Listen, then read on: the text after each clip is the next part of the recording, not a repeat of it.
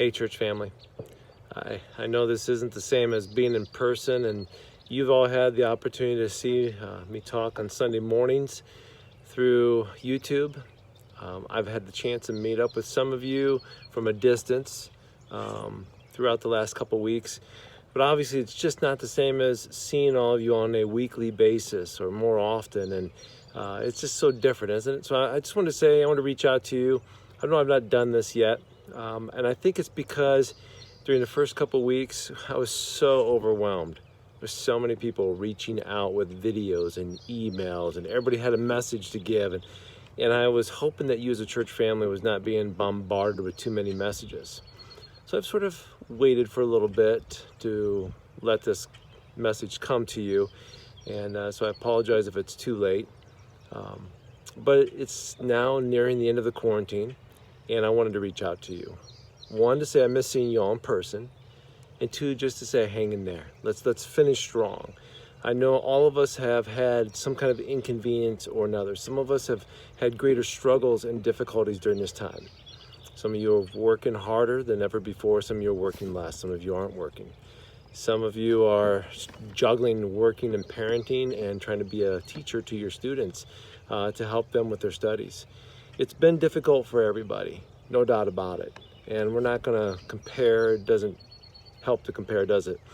So what I just want to do right now is just encourage you to continue to abide in Jesus Christ. Continue to stay connected to Him and His Word through prayer and reading the Word and spending time in worship and song. I really want to encourage you with that. I also want to say this, again, hang in there and don't hesitate to reach out to myself or Paul or Dave or Jen or Joy or a small group leader. We have 23 people right now, individuals and couples, who are praying for each and every one of you. We divided the church up into small groups, and those 23 people said we're going to commit to praying for them on a daily and weekly basis. So you're all being prayed for. Ministry is still happening. It's just happening different. We're going to take our steps, and you'll hear more about this next week, but we're going to start taking steps towards the moment when the governor says it's time to reopen. When he says it's time to reopen, we will reopen, but it's going to look different. For our children's and kids ministry, we probably won't do anything the rest of the year on Wednesday nights, but we're still going to try to figure out how to still do ministry to the children and the youth. As far as Sunday worship, that's going to look different too. We're going to do worship. It's just going to be different. It might be smaller services with sort of spread out. We're working on that right now. We've been working on it actually, and you're going to hear more next week.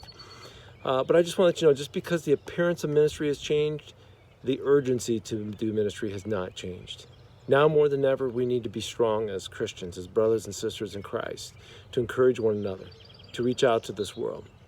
You know, there's the bad news that we have all been a part of, and we're waiting for the Governor DeWine to sort of give us the green light. Let me just say this. Here's the good news.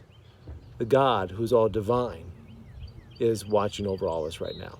He sees it. He knows what's going on. I'm going to trust Him. We know that all power belongs to Him. So again, I want to encourage you, abide, grow each day. And listen, if you are emotionally distraught and you're thinking, I'm the strong person, but I'm not having a good day, it's okay to not have a good day right now. That's all right. Don't beat yourself up. Don't beat yourself up. We're all going through this together. Hey, I love you all, miss you all. I look forward to seeing you in person real soon.